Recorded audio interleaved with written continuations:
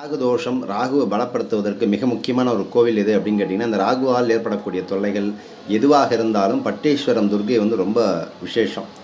அதாவது பொதுவாக இந்த நாயகிக்கு வந்து பார்த்திங்கன்னா, நவசக்தி நாயகி, நவயோக நாயகி, நவக்கிரக நாயகி, நவரத்ன நாயகி, நவராத்திரி நாயகி, நவகோடி நாயகி அப்படிங்கிற பேரெல்லாம் இந்த அம்பாளுக்கு உண்டு.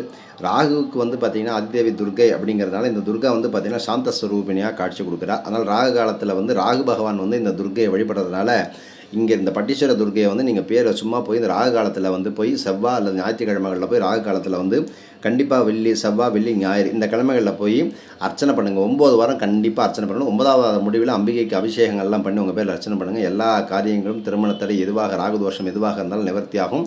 இதை நான் சொல்கிறபடி கரெக்டாக செய்யுங்க, நிச்சயமாக நல்ல மாற்றம் கிடைக்கும். நீங்கள் கும்பகோணம் பக்கத்தில் இருக்க பட்டீஸ்வரன் துர்க்கை, அதாவது அந்த துர்க்கையை வழிபட 9 வாரம் முடிவில் உங்களுக்கு நல்ல வாழ்க்கை மாற்றம் ஆயிரும்.